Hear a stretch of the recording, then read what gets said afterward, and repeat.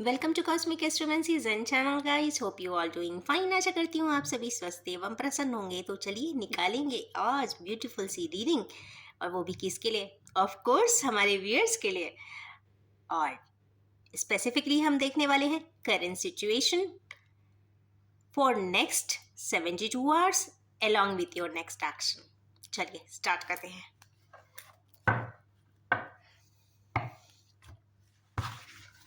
I will be drawing as usual 6 cards for my viewers.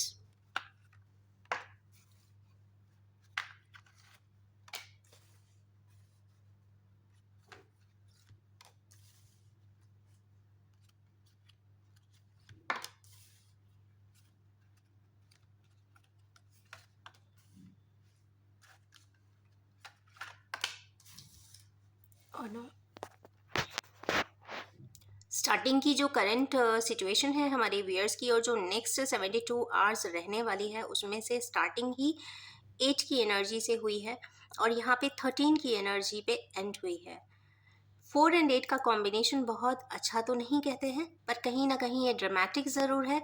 कहीं ना कहीं जिनका भी मार्स बहुत ज़्यादा एक्टिव है वो ज़रूर कोई ना कोई इनिशिएटिव ज़रूर लेते हुए दिखाई देंगे। उनके लाइफ में ज़्यादा तरीके से, कहते हैं ना, करंट सिचुएशंस में काफ़ी उथल पुथल रहेगी। सबसे फर्स्ट एनर्जी जो करंट सिचुएशन में आई है वो है स्ट्रेंथ की एनर्जी है। यहाँ पर आप देख सकते हैं एक लेडी एक शेर के साथ है।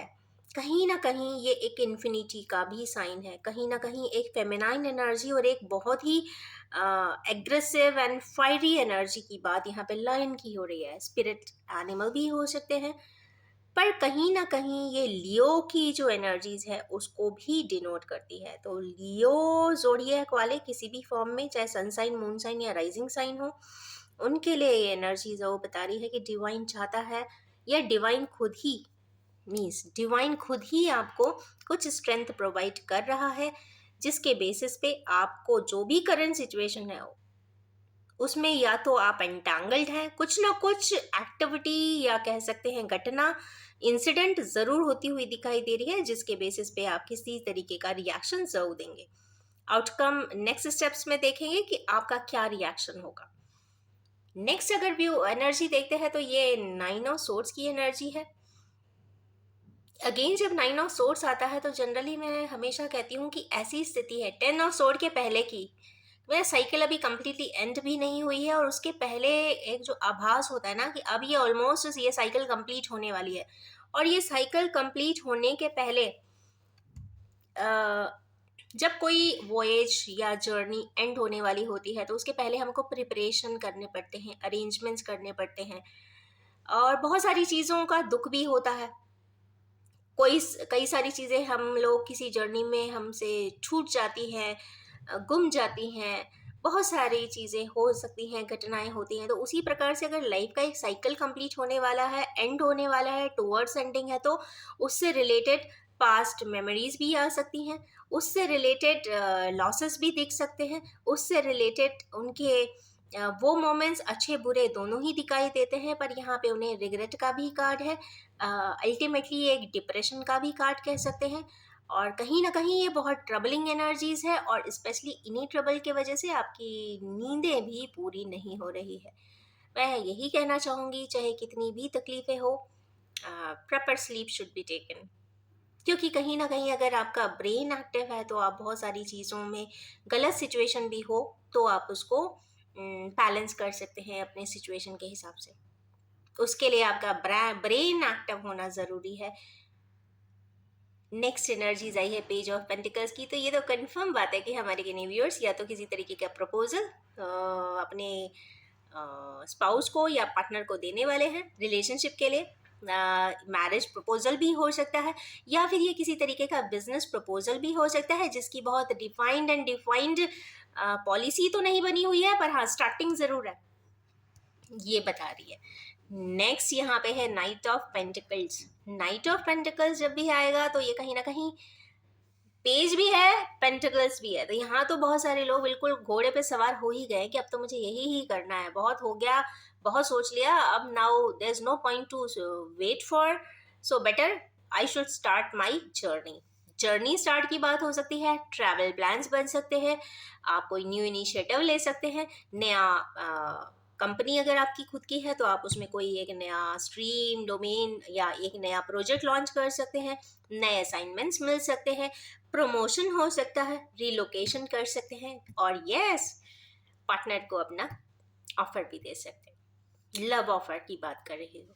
नेक्स्ट यहाँ पे है 10 ऑफ वैंस। किन्हीं व्यूअर्स जो है झुके जा रहे हैं, इतना ज़्यादा जवाबदारियां है, जवाबदारियां को पूरी करते करते वो पूरा बेंड डाउन हुए जा रहे हैं, मतलब उनके सारी एनर्जी, सारे जो स्टेमिना है वो सारी इसमें ही चली जा रही है, वो रिस्पॉन्सिबिलिटी में ही जगल करते रह जा रहे हैं, पहले ये कंप्लीट करेंगे, फिर दूसरी करेंगे, फिर तीसरी करेंगे, फिर चौथी करेंगे, फिर पांचवी करेंगे। कहने की बात यह है कि उन्हें लगता है कि उनकी जवाबदारियाँ ज़्यादा है। ये भी हो सकता है कि वो ऐसा सोचते हों कि उनकी बहुत ज़्यादा जवाबदारियाँ हैं, उनकी रिस्पॉन्सिबिलिटी शेयर करने वाला कोई पर्सन नहीं है, या कोई पर्सन है तो वो उन्हें सपोर्ट कर नहीं रहा है, या फिर उनके बैगेजेस या इमोशनल बैगेजेस हों, या फिर प्रोफेशनल बैगेजेस हों, या फिर ऑफिशियल ड्यूटीज़ हों, वो इतनी ज़्यादा प्रोमिनेंट है कि उनके अलावा कोई कर नहीं सकता है, तो ही हैज़ टू और she has to bear it up. तो यहाँ पे बेयर करने की बात भी आ रही है, तो 10 ऑफ बैंड्स यहाँ पे बता रहा है। बट ये 10 ऑफ वैन साइकिल कंप्लीशन भी तो होती है, परंतु एक बात है कि जब ये कार्ड आता है तो कहीं ना कहीं मुझे मैं नेगेटिव मानती हूँ, क्योंकि जवाबदारियाँ बहुत बड़ी बात है, बहुत सारी जवाबदारियाँ हर कोई नहीं ले सकता। पुराने ज़माने में जब घर के जो सबसे बड़ा बेटा होता था ना, आप उसके दिल से पूछे कितनी जवाबदारियाँ उसने निभाई होंगी। आजकल इतना ज़्यादा प्रॉब्लम नहीं होती है, बहुत सारी चीज़ों में ईज़ीनेस आ गया है, बेटे बेटियां मिलके कर लेते हैं। पर पहले सिर्फ एक की जवाबदारी होती थी, बाकी सारी जवाबदारियां बड़े बेटे पे आ जाती थी, और उसको ही सारी चीज़ें, उसको और उनकी वाइफ को ही सारी चीज़ें कवर अप करनी पड़ती थी। इन दैट सेंसेस उसी तरीके की सिचुएशन आज भी किसी की है। यहाँ पर लास्ट कार्ड है, यहाँ पर डेथ का कार्ड।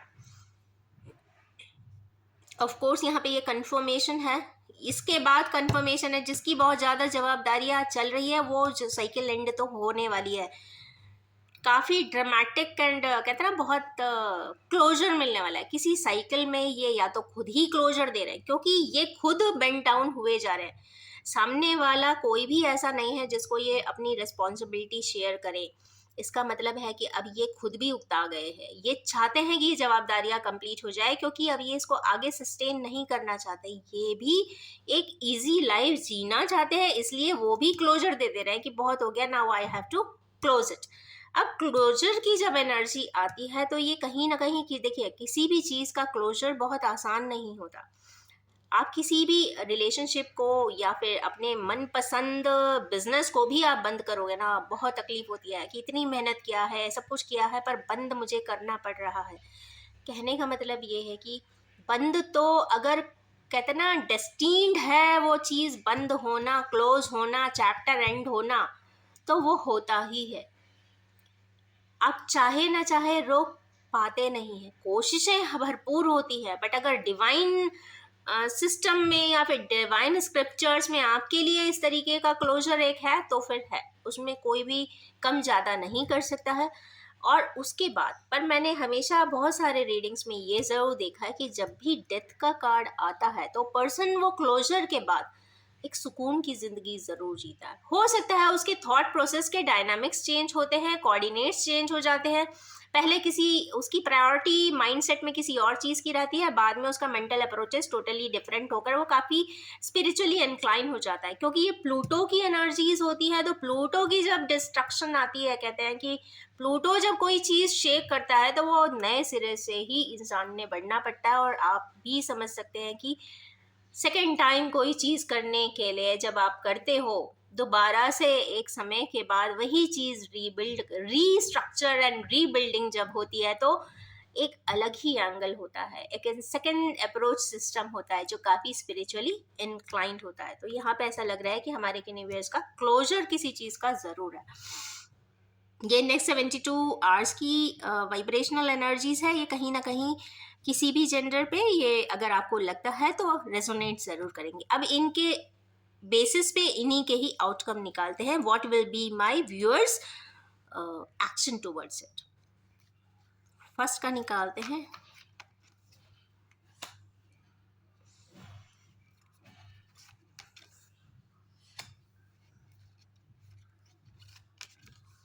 एक्शन में तो भाई मेजर अरकाना से स्टार्ट हुआ है।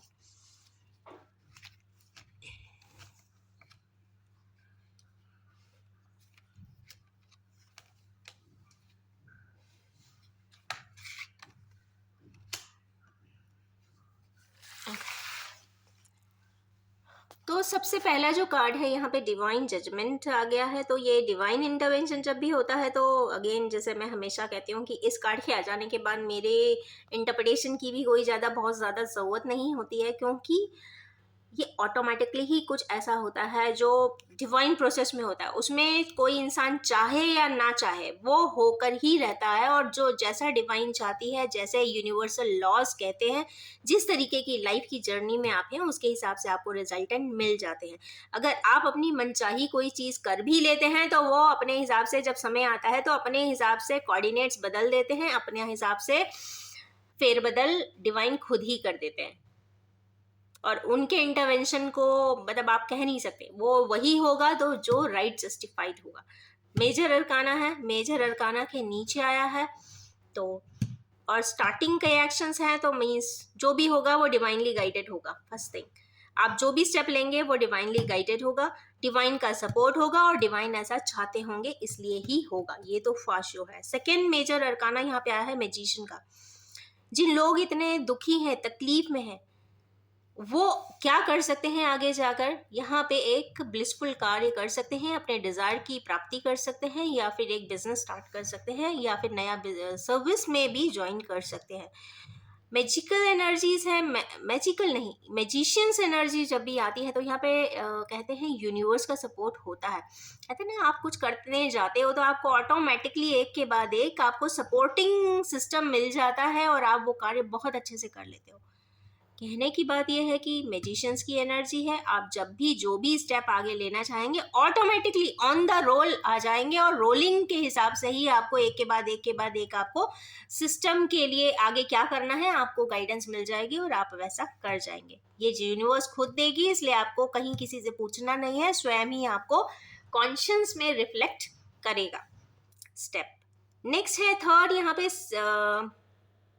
चैरिटी की एनर्जी है। सबसे पहली चीज़ है कि हमारे व्यूअर्स को कुछ होंगे जो चाहेंगे कि वो चीज़ों को बैलेंस करने की कोशिश करें, इक्वली बैलेंस करने की कोशिश करेंगे। हो सकता है उसके वजह से उन्हें डोनेशन करना पड़े, या फिर उन्हें ऐसा लगता होगा कि एक पर्सन को मैंने बहुत ज़्यादा दिया है, एक पर्सन को बिल्कुल विमुख हो गए हैं, तो उन्हें लगेगा कि जब मैं देना ही है तो मैं इक्वली दोनों को दे दूँ, और इक्वली दोनों को दे दूँ तो एक को बहुत ज़्यादा दिया है तो एक को, जिसको कम दिया है वो उस तरफ भी देने की कोशिश करेंगे। या फिर ये कम्प्लीटली चैरिटी के लिए वर्ड आया है तो आप चाहे तो चैरिटी भी कर सकते हैं, इससे कुछ मिले ना मिले आपको दुआएं ज़रूर मिलेंगी।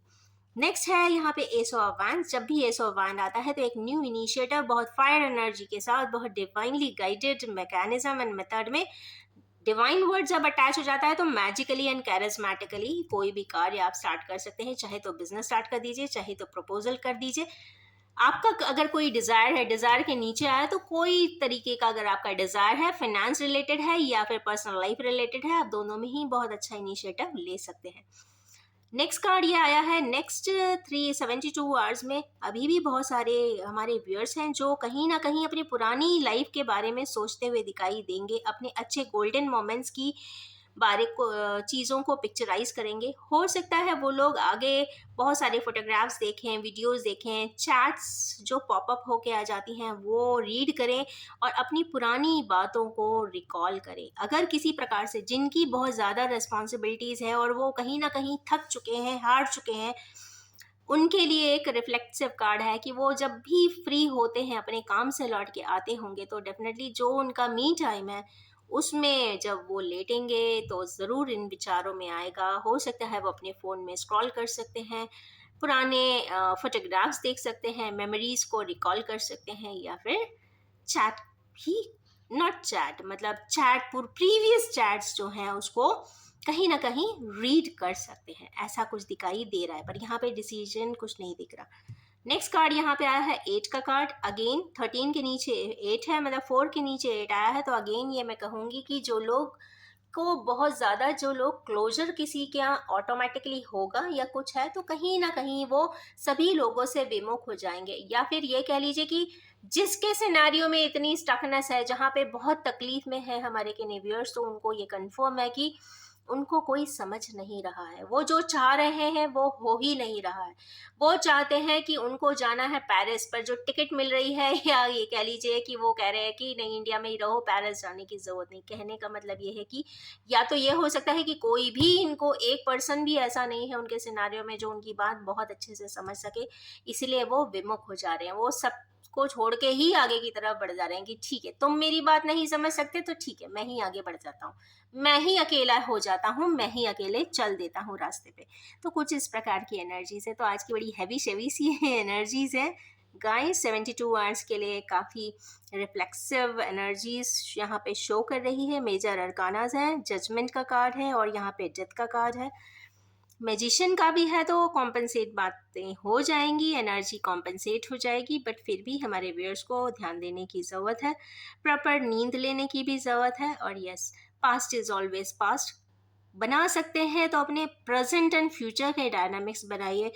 पास्ट में कुछ भी नहीं रखा है, पास्ट में जो हुआ उसको भूल जाइए। कई बार इंसान है, इंसान से गलतियां होती है, तो अपनी उस गलतियों को अगले कोर्स में ज़रूर करेक्ट कर लीजिए, जिससे कि किसी को ना ही तकलीफ हो, सभी आपको समझ सके बेहतर। और अगर गलती हुआ भी है, क्योंकि नोबडी इज़ परफेक्ट, तो अगर गलती हुआ भी है तो अगर अंडरस्टैंडिंग लेवल सभी लोगों में, आपके सराउंड में अच्छा है, तो खुश हो जाइएगा कि यस, सामने वाले ने आपको अच्छे से समझ भी लेना चाहिए। तो understanding is a big property of person. अगर किसी में है, तो अगर उनके सराउंडिंग में आपके नियर एंड डियर वंस में है, तो आप अपने आप को बहुत ही लवेबल एंड बहुत ही ब्लेस्ड मान के ज़रूर चलिए। तो यस, इन्हीं ब्यूटीफुल सी एनर्जीज के साथ मैं अपनी इस रीडिंग को एंड करना चाहूँगी और ये भी बताना चाहूँगी कि general collective timeless and gender free reading है। जब भी आपके सामने आएगी, कुछ ना कुछ ज़रूर रेजोनेट कर देने वाली है, पर जो ड्यूरेशन ऑफ रिफ्लेक्टिव एनर्जीज है वो 72 आवर्स के लिए ही है। और जब कभी भी आप भले 2 साल के बाद इस रीडिंग तक आए, तो ड्यूरेशन टाइम 72 आवर्स ही रहेगा, वो नहीं बदलेगा, ठीक है। और yes, wish you all have a most happy, blessed and fulfilling time ahead. Thank you so much.